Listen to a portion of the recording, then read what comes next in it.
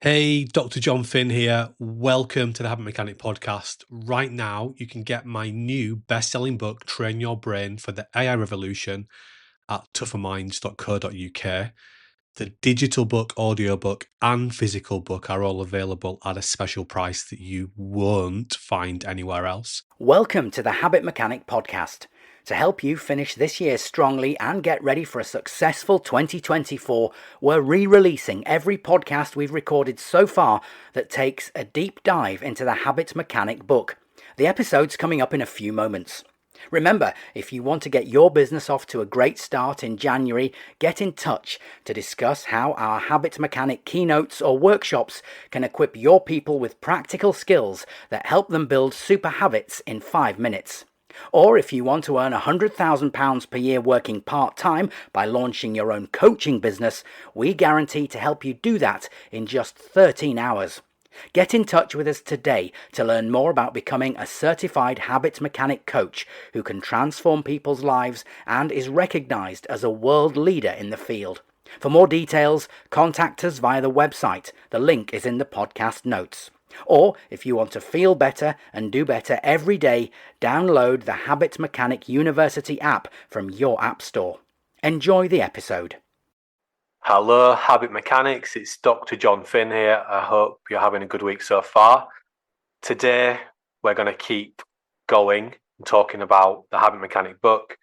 We're going to dig into chapter 10, which is called the Lighthouse Brain.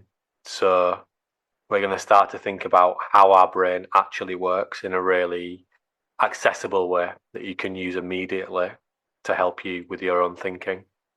And your well-being and performance and leadership, etc. So I'm really excited to get stuck into that. I'm also joined today by my friend and colleague, Andrew Whitelam. Andrew, how are you today?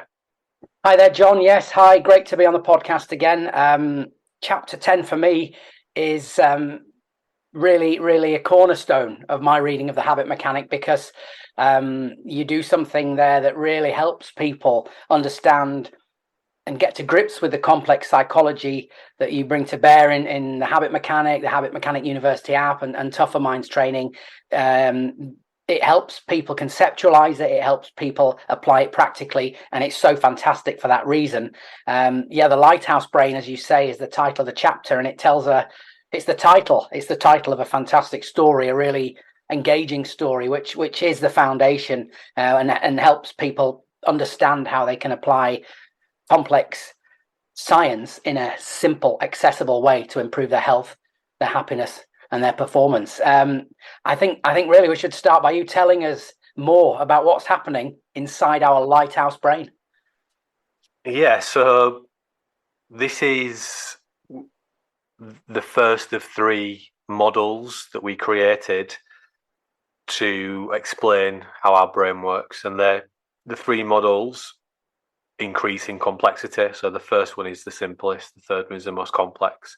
The first one is the Lighthouse Brain.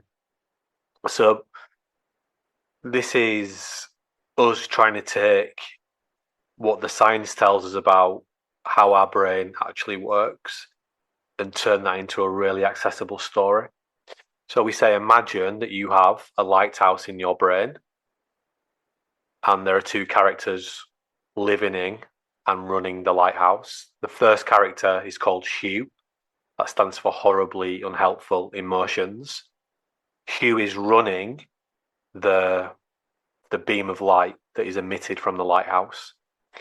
And its job is to use that beam of light to scan the past, the present, and the future for potential threats and problems. That's its main job.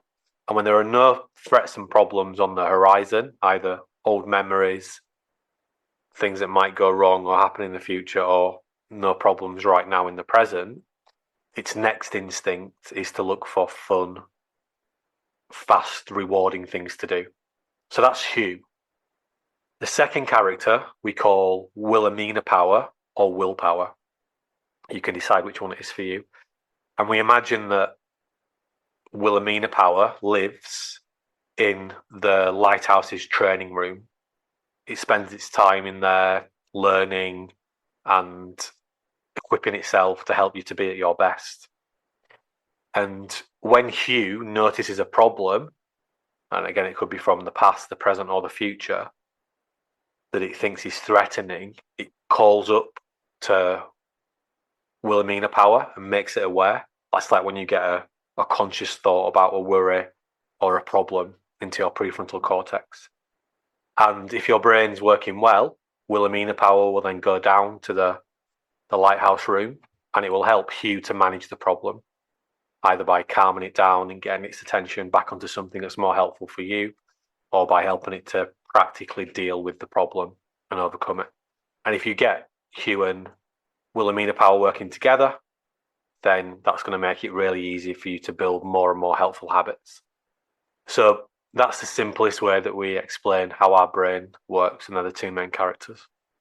Yeah, and what I think so helpful about this is as I say, the personification of these phenomena that happen in our brains. You've created characters and people. If you look in the Habit Mechanic book, around about page 100, you'll see illustrations of Hugh, horribly unhelpful emotions, and a character with WP on their chest, willpower or Wilhelmina power. As Jon says, you can choose, but really, I think this personification is so helpful to understand the relationship between these two things, these two phenomena, Jon. I'd like to delve into a little bit about each of them.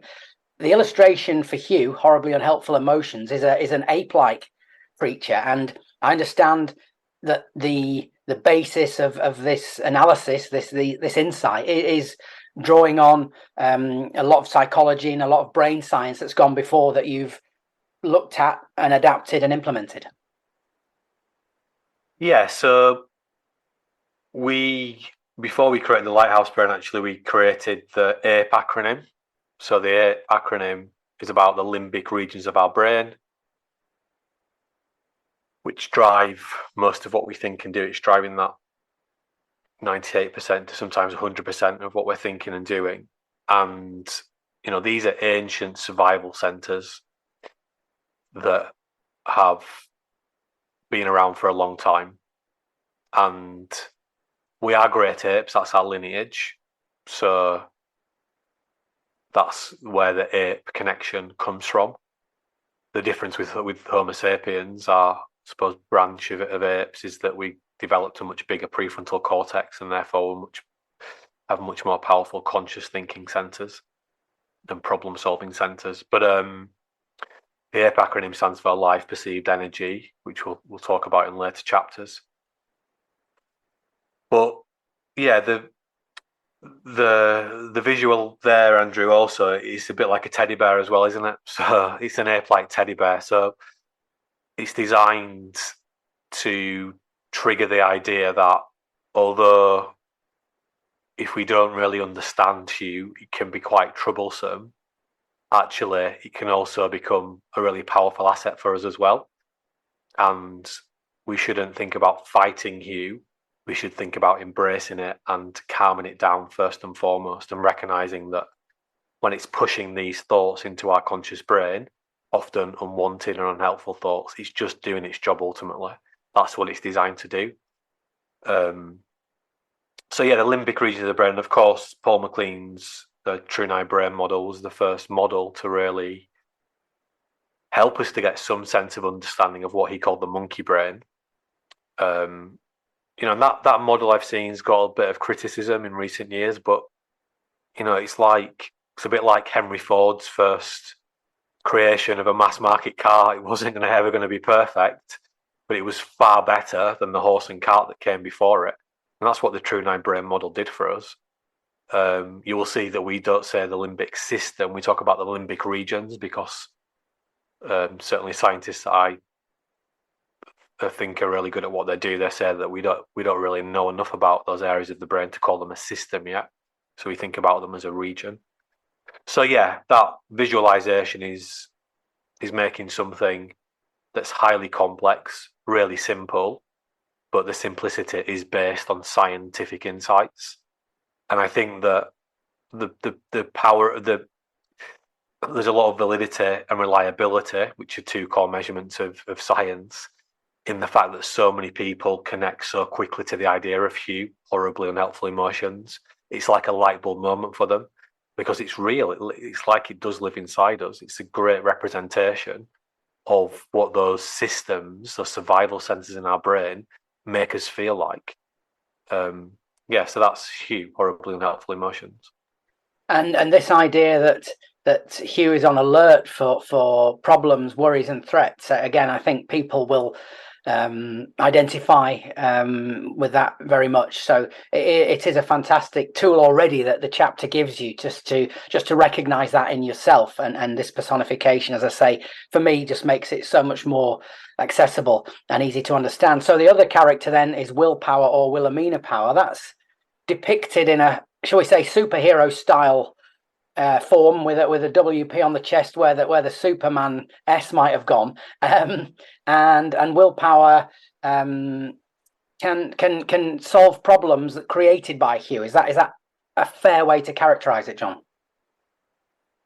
Yeah, so solving problems is what we are designed to do fundamentally. So we're designed to walk around and solve problems related to survival, and ultimately solve problems so we can get more control over our environment and more control of how we think and how we feel.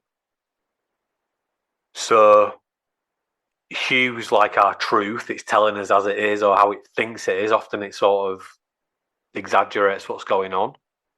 So we use our willpower as a way of really reflecting and not just being instinctive about what Hugh is telling us, but to think about it in more detail. And if we recognize that there is a problem, a real, genuine problem, we can use our willpower to start doing something about it. And willpower is the conduit for change, but it's a limited resource. We often talk about the limbic regions of the brain, which is where Hugh lives, as the $1 million brain. And the areas of the brain, the prefrontal cortex, where willpower lives, as the 10-cent brain. So that's a mirror of the size and power of those two regions. You've got the $1 million brain versus the 10-cent brain. Or you've got the 98% of what we think and do brain versus the 2% at best. So willpower is a limited resource. So we use it as a conduit for change. And that's why it's so important that we've got our 9 action factors behavioral science model, which we talk about in more detail. So willpower is really important, but it's a conduit for changing our behavior. We can't solely rely on it. We've got to ultimately build habit plans to allow us to actually make sustainable, long-lasting changes. Yeah, I think it's probably worth just people considering and reflecting on that. You're saying then that this potentially unhelpful part of the brain, these potentially unhelpful forces, vastly outnumber the troops or the person or the people, willpower, Wilhelmina power, who can help us, channel us in the right direction, point us in the right direction. But yet it is possible by developing helpful habits. Yeah, so that's one of the insights that neuroscience has shown, is the power of the negative, the power of the threat. And threats are not just about lions, tigers, and bears. They're also about what we think other people think about us, what we call social status threats. These are all about survival, ultimately. So we are designed to survive, and therefore it makes a lot of sense that those sites are far more powerful in our brain than the positivity, if you like, sites, which is a huge oversimplification. But we can, with awareness, with more intelligent self-watching, we can get better at understanding our Hue and managing it. And actually, the ultimate way to manage what we think and do is to build better habits. So that's always the goal. But understanding these two characters is certainly the starting point. Now, in this chapter 10 on page 102 of the Habit Mechanic, you use what looks like to many people a flowchart to really get to grips with and get into the midst of this interdependence and this relationship that Hugh and willpower have, and how one can support the other and help us as people to get to a successful outcome in any endeavor, in any thought, in any action.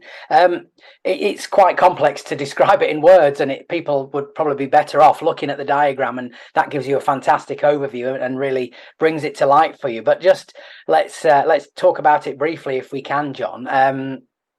You call it the willpower mentoring process, and as I say, you're describing how a person's willpower can respond when Hugh identifies a threat or a worry. Just as I say, if you could just give us a brief overview of that process, I think it will be really, really instructive for people. Yeah, and what I'm also delighted to say, Andrew, as I was just checking before, is that the willpower mentoring process diagram has made it into the Korean version of the book. So it's actually in Korean, which I can't read out to, unfortunately, because I'm not competent in Korean yet. But it's great that it has transferred into there, and hopefully it's helping the Korean reading public to make sense of their own brains. But yeah, the willpower mentoring process is a 6-step process, which, as you said, we map out visually on page 102 of the book. Step 1, it's Hugh signaling up to willpower. So let's say, for example, that you got an email off your new boss, and the tone isn't so fantastic, and Hugh's worried that your new boss doesn't like you, and he sends that message up to willpower or Wilhelmina power. So you become aware of it in your conscious brain ultimately. And that's step 2, is that you receive the message, so you receive it. Step 3 is you analyze the message and say, right, okay, this is what Hugh's telling me. Is this true? Is it not true? And then we go into step 4's, can be one of 2 scenarios. One is you might decide, well, this is a real problem. Actually, I don't think I've got off on the right foot with this person, for example.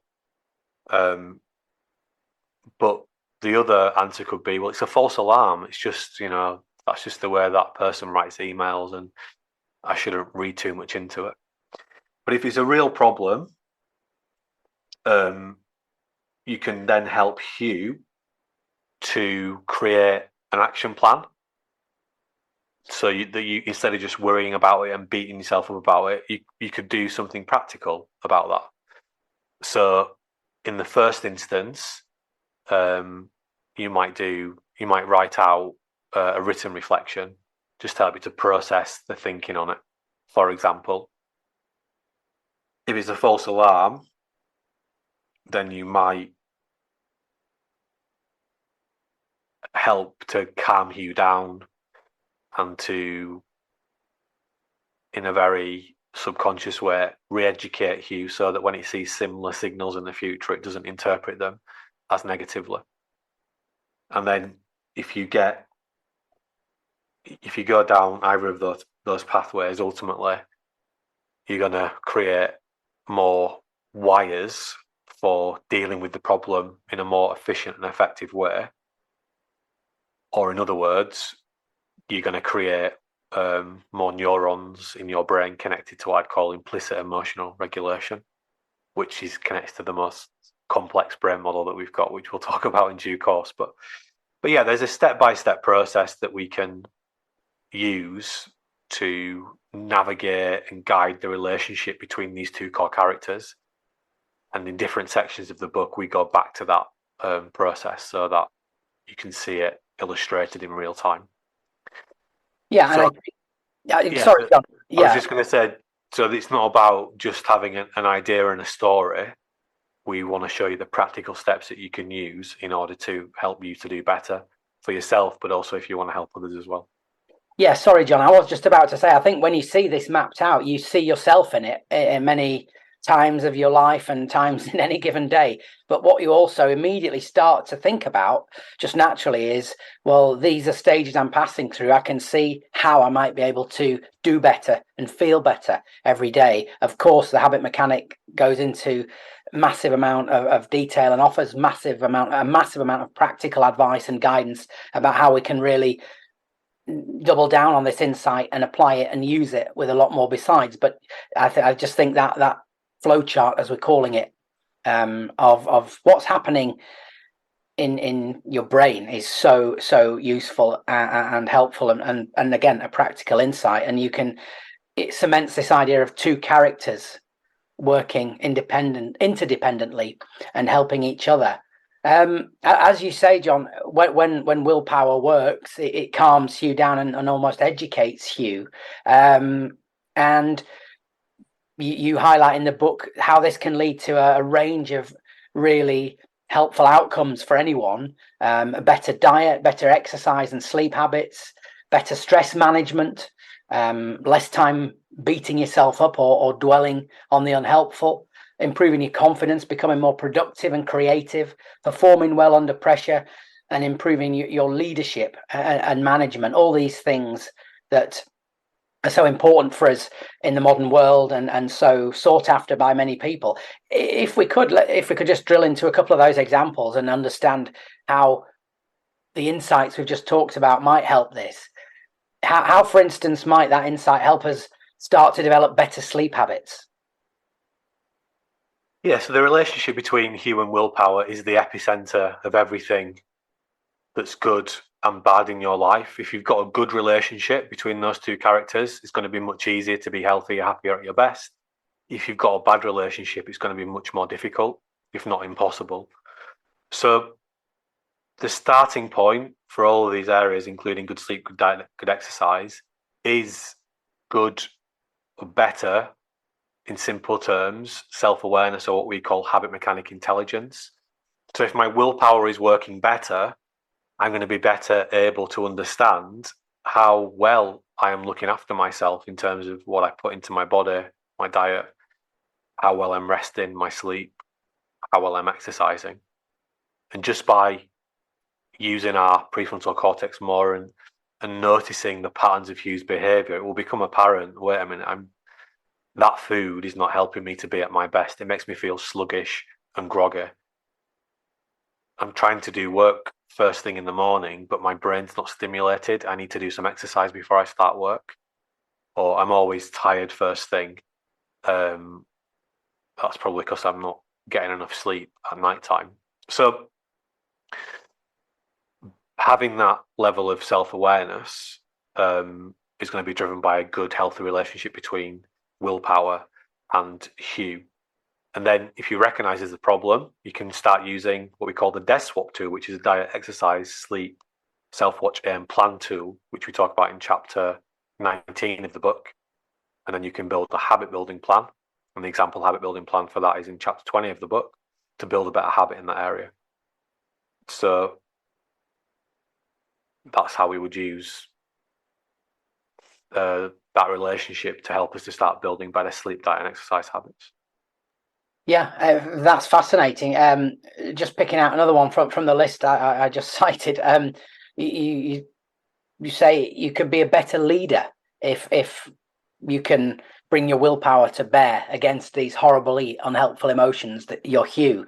Why might you be a poor leader if Hugh was running rampant, as it were? Yeah, because you're going to get sucked into really unhelpful behaviors. So first of all, you might not be looking after yourself very well. If Hugh's just focused on worrying about problems and then giving into short-term gratifications, you might not be managing your stress then particularly well. That might mean you become a bad role model. It might mean you're short-tempered with people. It means that you're not going to be able to have the strategic, the parts of your brain working well that you need for strategy, so that you can be that cultural architect that your team needs. Also, it means that you're not going to have the capacity to have constructive relationships with your team members, the relationships where you show that you trust them and that you help and guide them to build better habits, if you're not able to do that for yourself. and we have a lot of tools in section 4 of the book, which spans from chapters, I think, 28 through to chapter 35, that show you how to build better habits across all different facets of leadership. Also show you how to build better team habits. Yeah, and I mean, also on the list, stress management. So we really unpack that in chapter 21 and chapter 22. Robust levels of confidence. We unpack how to build better relationships between you and willpower in chapter 23. Focus, productivity, etc. Doing high impact work. We unpack that in chapter 25. Performing under pressure. We unpack that in chapter 24. So we show you how to build better relationship between your hue and willpower across all those areas, in a step-by-step way. And we don't just give you the skills and the tools, we show you how to actually build better habits in those areas as well, for yourself and for others. Yeah, and of course, we would encourage everyone to get a copy of the Habit Mechanic book. And yeah, you could start with chapter 10 if you wanted, I suppose, but read it through, and this insight, these practical, applicable actions will become clear to you. I think in chapter 10, you've got a quite a pithy phrase that says, again, using the idea of a Hugh as a personified baddie, as it were, a calmer Hugh, better you, and that resonates with me. I think that's very clear. But you highlight quite rightly that, you know, although you've outlined a very, very practical pathway to deal with these things, it's not easy in modern life to achieve these things because of the challenges that can overwhelm us. The world as it is today is so challenging for us as humans. It's becoming more difficult, yeah, almost every day, and that's why becoming a habit mechanic is more important than ever before. If we don't have a calm Hugh, life is going to get difficult. Another concept, or an absolutely central concept in this approach and in the book, which is in chapter 21, is activation. And activation is the guide for my day, and it's about helping you to get to the right activation levels. The thing with an angry, overexcited, threatened Hugh is that it wipes out your prefrontal cortex capacity. So it wipes willpower out, essentially. So you hear people say when they're stressed, I couldn't think clearly, I can't think straight. That's literally because the part of your brain you used to think consciously with is wiped out, because the limbic regions, when they're activated, they take over every site in the brain, which makes complete sense because you're in survival mode. And survival mode isn't only switched on by encounters with lions, tigers, and bears. It's also switched on by lots of nonsense that gets thrown at us every day, which typically goes back to, some sort of, if it's not a survival threat in a sort of a physical sense, it will be connected to a social status, disconnection. So subconsciously, we're concerned that people who are important in our lives don't like us, or support of us is waning, and that causes us problems.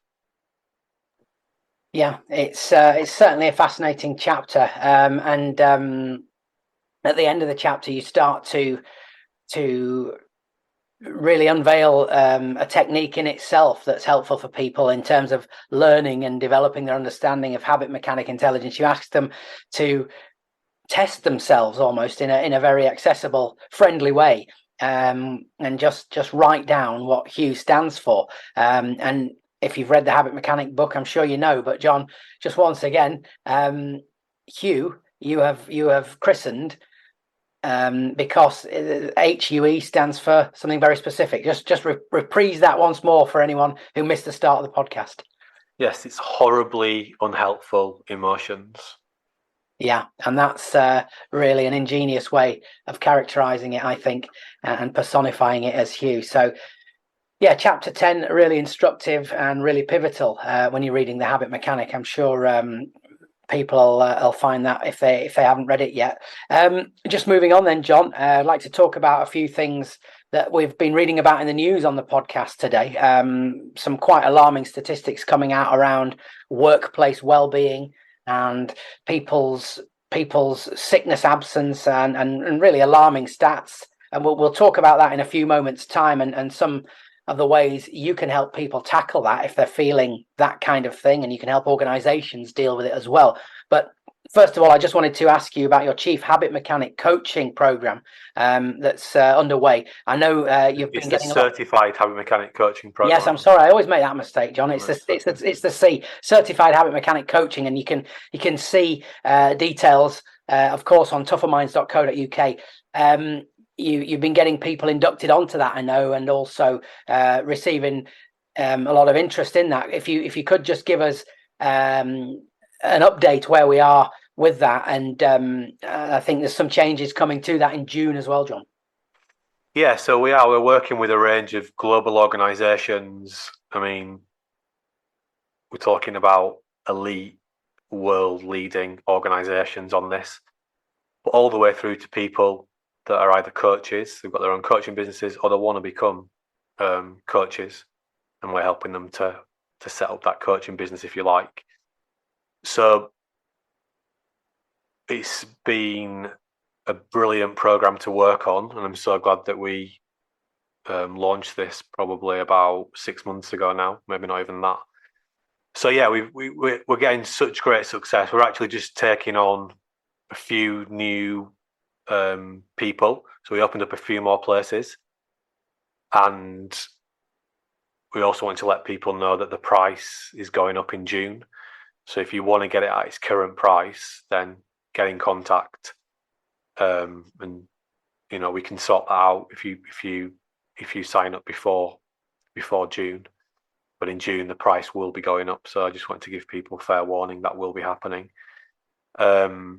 And that's to become a certified habit mechanic coach through yourself, which is it's quite a powerful platform then, as you say, to move forward from if you want to help others do better and feel better.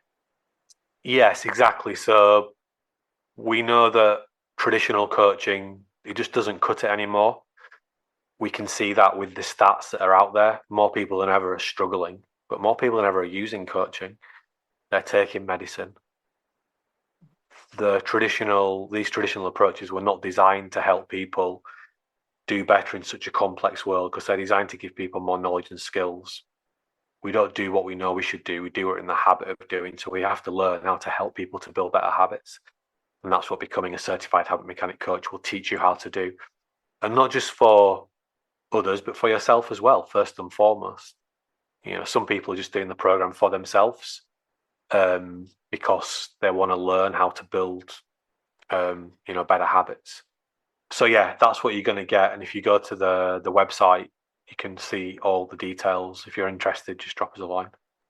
Yeah, head to tougherminds.co.uk, as Jon says, to find out more about the certified habit mechanic coaching opportunities. We'll move on in a moment, Jon, but just also briefly, I know you've been receiving a lot of inquiries for keynotes as well, and working with a number of internationally recognized keynote agencies as well. So that's been something new for this year, which has been great. But if people wanted to catch you, I know you're doing an online conference actually based in Europe, but it's of course accessible globally because it's online through your partner Icon Conferences. It's called Global Inclusion 2023. It starts, I think, at 9:30 Paris time on the 15th of June. So that's 10:30 here in the UK. And I think, as a lot of these things are, it's also available on demand. You're speaking alongside a number of representatives from globally recognized organizations, industries, I think the United Nations as well. So tell us more about that, Jon, if you would.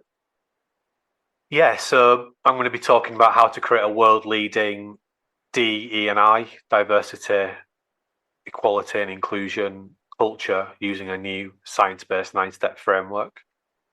There's a couple of DE&I people that are training to become certified habit mechanic coaches.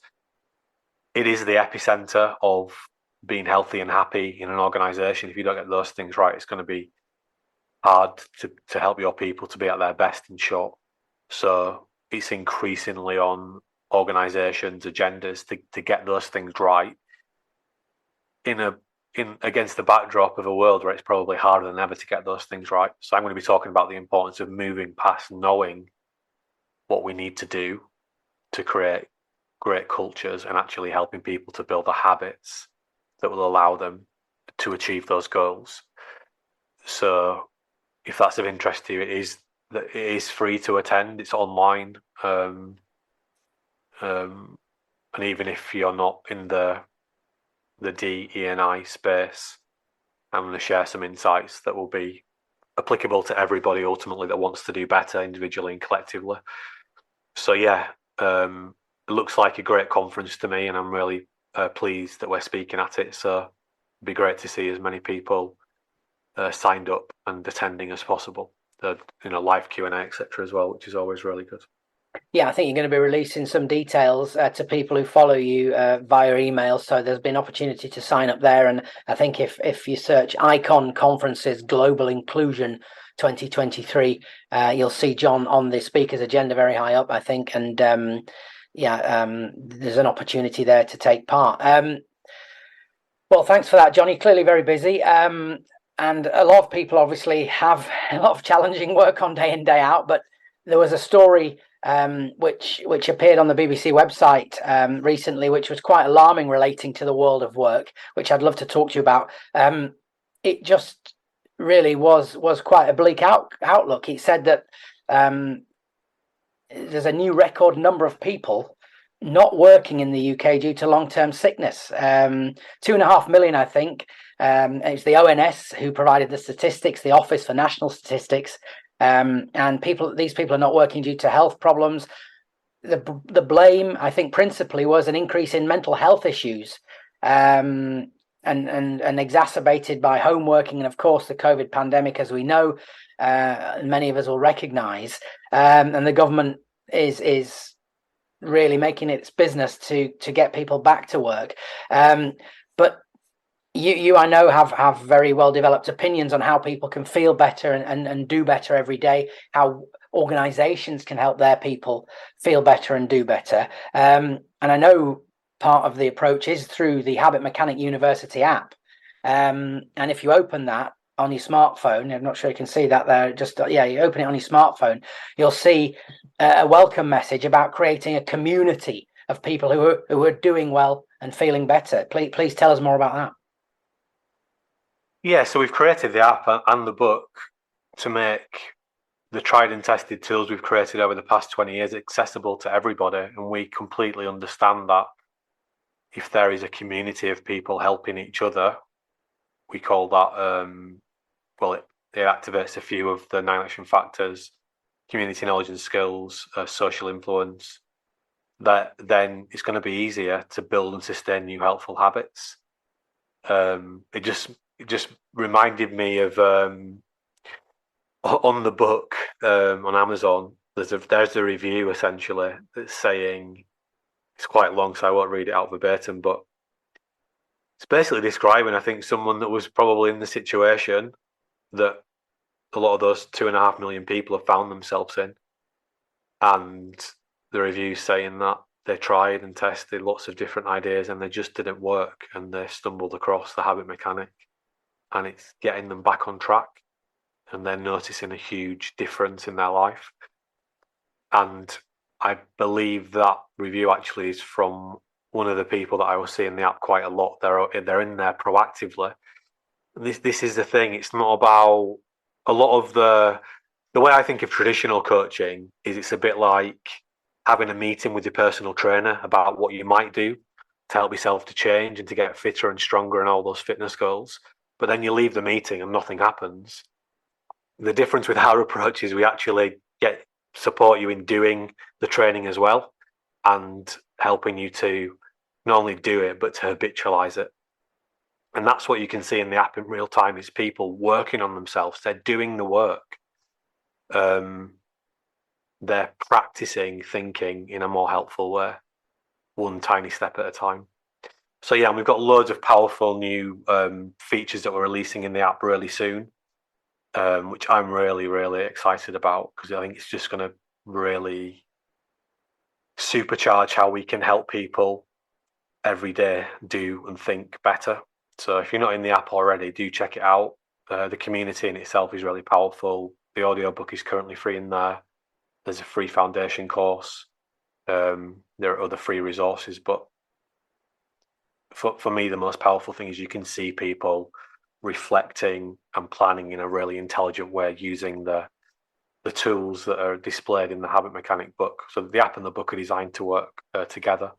And, if you're trying to become a certified habit mechanic coach, then we show you how to embed those systems into your coaching approach as well, so that you can use these tools as a foundation for how you support people, not just in your one-to-one coaching sessions, but literally on a 24/7 basis, because they've always got that support system with them. Yeah, this news story about a record number of people feeling bad and not doing well in it, to paraphrase, and not being in work most significantly, connects with this so clearly for me. I think it's important perhaps to get people just to think. I know something I've thought about since working alongside you, that there is an economic cost, the massive economic cost to this inactivity, this people not being in work, and leaving aside any sort of political or ideological arguments, by making some quite straightforward interventions that you help people with. People can do so much better. I think it's so important to stress that. Yeah, we're not fixed. We can change, but the challenge is most of the advice out there is just tidbits from people that are not ultimately experts in these fields. They haven't gone to the depth that we've gone to into the research, and they haven't spent the time that we've spent testing and refining the training programs that we've developed over the past 20 years, that we've only released into the public domain through the app and the book after we were really compelled that they, as self-help tools, had a fantastic chance of empowering people to be healthy, happier, and at their best more often. So, as you might imagine, I work with people every day that are really, really struggling and think that there's no way back, but there is. And if you actually understand how your brain works, and the fact that most of what it's doing most of the time is automatic, subconscious, mindless, and that you get some tools to build better habits, hence you become a habit mechanic, then you can feel better and do better and live a more fulfilling life. And that's, we don't want to see anyone that's really, really struggling. So yeah, I think that it doesn't have to be this way ultimately. We can do much better. I know awareness of mental health has been rising on people's agendas, but I think now we need to move past knowing it's important and actually help people to do better. And the traditional ways that we've been taught to help people to do better in the mental health space are just not very effective. They're not designed to help people to change their behavior. They're designed to help people to know more stuff. That doesn't change your behavior. And in fact, it becomes problematic because it becomes disempowering, because you think, well, I know what I should be doing, but I can't do it. Therefore, there must be a problem with me. Well, I'd say there's not a problem with you. There's a problem with the advice that you've been given. It's not good enough. And just pick up a copy of the Habit Mechanic, get into the app, and just start your journey. You can do it literally for pounds. So that's my mission, is to make it as easy as possible for people to be at their best, but using insights from really robust science. So it's there. It's in the Habit Mechanic. I mean, we're talking about chapter 10 today. I think there are 38 chapters in the book. We're just starting. This literally is a manual for life, and it's a toolkit for success, and the app is just going to supercharge that. So yeah, it's a sad situation. I think, unfortunately, I've been predicting this. It's going to get worse, and I think it has got worse since the last figures were released, possibly around November time. And I don't see it getting any better unless we actually start helping people to change their behaviour. Yeah, there's a line in one of the reports I was reading, that says, it just says almost in passing that employers are required by law to safeguard the health and safety of their employees. I guess you would say, whether it should be the law or not, they should all recognise that this area of our behaviour, our this way we are, way we think, and way we operate should be as widely recognised as that, so we can address it. Yeah, and to give credit to some of the outstanding leaders I've worked with over the years, C-suite type people or directors, that's on many occasions what they've framed our support under. They've said this is the most important health and safety support we can give our people, because it was the conduit for everything else good that was going to happen. And hopefully more senior leaders, they're going to understand that and actually help their people think more effectively in the first instance, which not think more effectively in terms of saying people are there's something wrong with the way people are thinking. I just mean that, think in a more helpful way for our health, our happiness and our performance, because it's so easy to get bogged down in our thinking and for our hue to dominate the conversation. It doesn't have to be like that. Yeah, we'll bring it back to Hugh, horribly unhelpful emotions as we conclude this podcast. Well, I'd like to thank everybody for listening. It's been great to talk to you again, Jon, about this and chapter 10 of the Habit Mechanic book. We're going to go on, of course, to talk about more chapters in due course, and you can perhaps give us a brief hint about exactly what in a moment. But please don't forget to like, subscribe and reshare this podcast if you find it interesting. Please pass it on to a friend, and we hope that they too will be interested in the Habit Mechanic book if they haven't read it yet. And of course, please do leave us a 5-star review wherever you get your podcast. So thanks again for listening. Jon, is there anything you'd like to say in closing? Just thank you for listening. If you've got the Habit Mechanic book, make sure that you read it. Make sure you just try to put one idea into practice. If you've already read it, read it again, go again, pick it up, reevaluate your habits, etc. Just, the data you were sharing there is showing that the world we live in is highly complex and highly challenging. But we're not helpless. We can do better. And that's the first question we have to ask ourselves every day. How well did I do my best to be at my best? And that'll stand you in great stead. That connects to the T plan in chapter 1 of the book. So keep persisting. We know it can be difficult, but use this toolkit and I guarantee you'll start to make progress to get more control, to be at your best more often. And remember, you're only ever one habit away. Thanks for listening. Remember, if you want to get your business off to a great start in January, get in touch to discuss how our Habit Mechanic keynotes or workshops can equip your people with practical skills that help them build super habits in 5 minutes. Or if you want to earn $100,000 a year working part-time by launching your own coaching business, we guarantee to help you do that in just 13 hours.